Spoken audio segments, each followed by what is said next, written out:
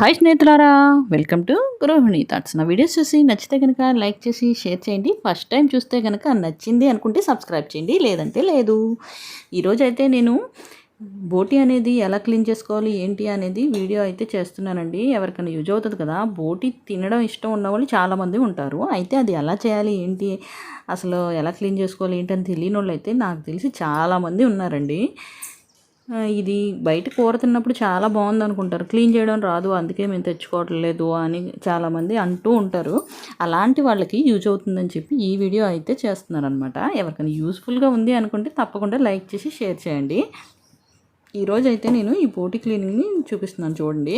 ముందు అయితే hot water అనేది తీసుకోవాలి, వేడి నీళ్ళు. టీ తాగే వేడి కంటే కొంచెం వేడిగా ఉన్న నీళ్లు తీసుకొని దీన్ని అయితే మనం దాంట్లో వేసేసుకొని ఒక 5 to 7 minutes ఉంచిన తర్వాత ఇలా క్లీన్ చేసుకోవాలి. ముందైతే ఈ పార్ట్ వచ్చి బొంత టవల్లా ఉంటుంది కదా, ఆ టవల్ లాగా ఉన్న పార్ట్ని అయితే తీసుకొని ఇలాగ చేత్తో ఇలా అంటే వచ్చేస్తాయి అనమాట. ఆ వేడి నీళ్ళకి అది వదిలేస్తుంది. ఇలాగంటే వచ్చేస్తాయి. లేదు మేము ఇలా చేతితో చేయలేము అనుకున్న వాళ్ళు స్పూన్తో కూడా ఇలా అంటే వచ్చేస్తాయి అనమాట. చూసారు కదా, ఈవిడైతే ఇలాగ క్లీన్ చేసేస్తుంది.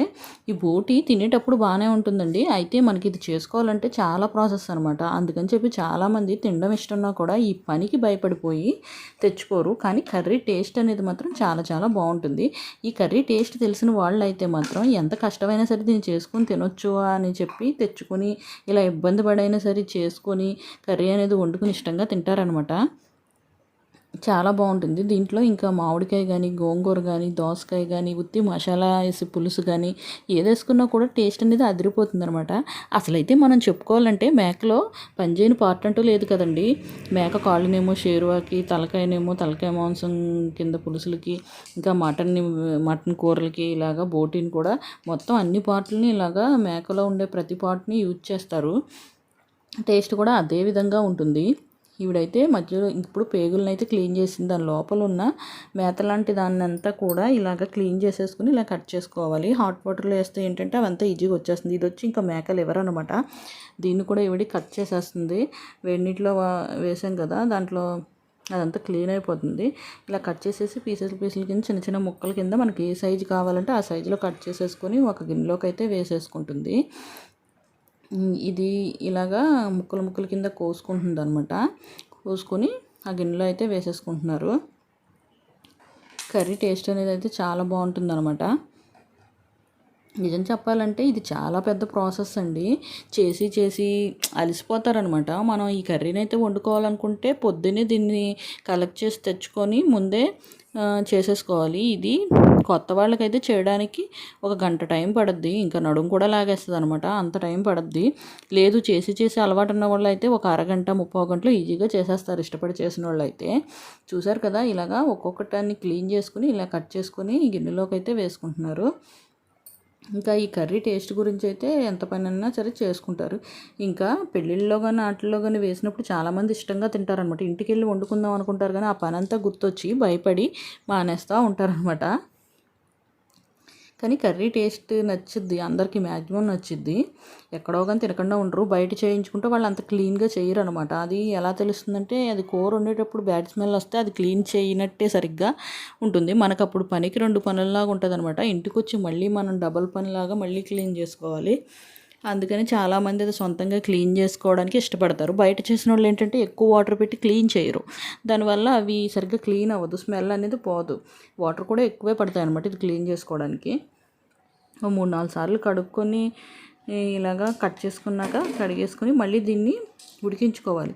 ఒక 5 నుంచి 8 నిమిషాలు మీడియం ఫ్లేమ్లో పెట్టి ఉడికించుకుంటే బాగా బాయిల్ అయిన తర్వాత దీన్ని జాలి గిన్నెలోకి వేసేసి ఆ వాటర్ అంతా పోయే వరకు ఉంచిన తర్వాత మనం కర్రీ అనేది ప్రిపేర్ చేసుకోవచ్చు. మనం ఆల్రెడీ దీన్ని బాయిల్ చేసి ఉన్నాం కాబట్టి వేడి నీటిలో కడిగాము, ఇంకా కొంచెం వాటర్ వేసి బాయిల్ చేసాం కాబట్టి కర్రీ అనేది గమ్మునే అయిపోయింది త్వరగానే. ఏదైనా సరే అండి, ఇది చేయాలంటే చాలా ఓపిక ఉండాలన్నమాట. చాలా ఓపికతో ఇష్టంతో చేసేవాళ్ళు మాత్రమే చేయగలరు. మనకు చూస్తేనే చాలా కళ్ళు లాగుతాయి అనమాట, అంత ప్రాసెస్ ఉంటుంది.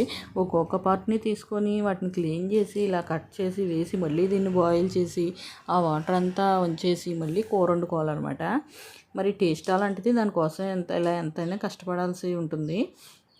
ఇంట్లో ఎవరో ఒకళ్ళు కష్టపడి చేస్తే ఇల్లంతా మొత్తం మంచిగా తింటారనమాట ఈ కర్రీ అనేది. అలాగా చాలా ఇష్టంగా తింటారు కాబట్టి దీన్ని కూడా బాగానే అమ్ముతారు మార్కెట్లో. చూసారు కదా, ఇలాగైతే ఇవిడ మొత్తం ఇలా కట్ చేసేస్తుంది. నా ఛానల్లో ఇంకా వీడియోస్లో కానీ షార్ట్స్లో కానీ కర్రీస్, నాన్ వెజ్ కానీ వెజ్ కర్రీస్ కానీ ఇంకా చట్నీస్ కానీ చాలా రకాలు ఉంటాయి అన్నమాట. మీకు ఎవరికైనా ఇంట్రెస్ట్ ఉంటే కనుక ఒకసారి వెళ్ళి విజిట్ చేయండి. చూసి నచ్చింది అనుకుంటే లైక్ చేసి సబ్స్క్రైబ్ చేయండి. నచ్చలేదు అని అంటే కనుక తప్పకుండా కామెంట్ చేయండి ఎందుకు నచ్చలేదు ఏంటని చెప్పి. ఇదైతే గల్బోటి అనమాట. దీన్ని కూడా ఇవిడ క్లీన్ చేసి వేస్ట్ ఏమైనా ఉంటే తీసేసి ఇలాగా కట్ చేసుకుంటుంది అనమాట. కట్ చేసుకుని ఆ గిన్నెలోకి అయితే యాడ్ చేసేసుకుంటుంది. ఇవిడైతే చాలా ఇంట్రెస్ట్తో తల కూడా పైకి వెత్తకుండా అదే పనిగా తన పని తను చేసేసుకుంటుంది అనమాట చాలా ఇంట్రెస్ట్తో. ఎందుకంటే ఇది కంప్లీట్ అయ్యేదాకా మనశ్శాంతి లేదు అన్నట్టు చక్కచక్క చేసేస్తుంది అనమాట. కొంచెం ఎక్కువ పనే ఉంటుంది కాబట్టి ఆమె ఇలా త్వరగా చేసేసుకుంటుంది. ఇలా మొత్తం క్లీన్ చేసేసుకోవాలి. దీన్నైతే మా అమ్మగారు మామిడికాయ వేసి ఒక కర్రీ కింద ఇంకా మసాలా వేసి ఉత్తి బోటి పులుసు కూడా చేశారనమాట. ఆ వీడియోస్ కూడా నేను చేస్తాను. ఎవరైనా ఇంట్రెస్ట్ ఉంటే కనుక తప్పకుండా చూడండి.